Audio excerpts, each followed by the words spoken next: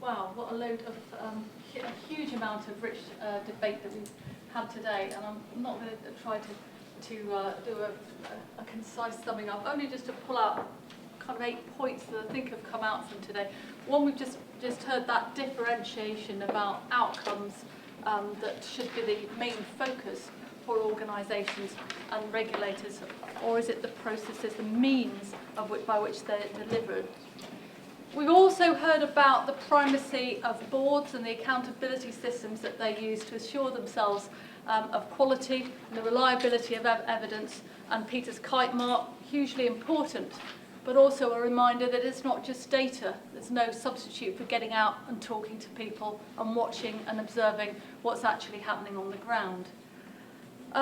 We heard also about the importance of organisations setting global aspirations and standards, but not losing sight of the basics that they're delivering, and that underlined just now. We then talked about the difficulties in a regulatory system that's moving on, of organisations moving quite quickly and potentially leaving regulators behind. And one of the ideas coming out around the value of peer review, using people from the field that can benefit from that experience, take that back into their own organisations, as well as using, leaving behind valuable observations to the organisations that they review. We heard about regulatory alignment, but not structural change, and the importance of regulators trying to coordinate the way that they work and also look at systems, not just organisations. And a message over here that I remember was, it's important whatever they do, they've got to act speedily when things go wrong. There's no point having disagreements about turf. And then I think that those were some of the key points that I took out today. Robert, I don't know whether there are final things that you want to say about what you've taken away, or any final questions you'd like people to answer. Getting a bit late though. It is a bit late, but perhaps you'd like to write a report in the next 5 minutes. Would be good. First, I'd like to thank you all very much for taking the time to come here today. It has been immensely valuable to listen to you lot talking to each other rather than having one person talking to me in a very formal setting. Just to allay one anxiety that I have heard expressed, which was, why wasn't such and such an organisation here or another organisation here? Why didn't you invite so-and-so? I'm afraid a room this size can only fit so many people, and as I said at the beginning, you're not here, haven't been here to represent particular organisations, but to bring your experience here. And unfortunately, we can't have everyone all of the time.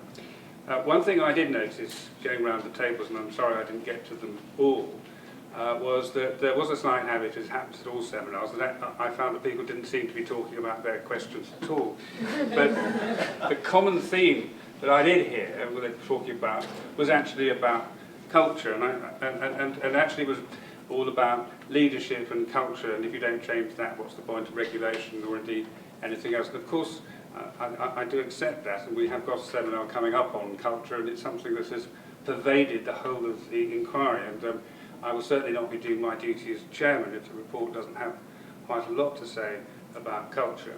But clearly it seems to me regulation has a part to play, and it's obviously not the whole answer to either Mid Stafford or stopping Mid Stafford.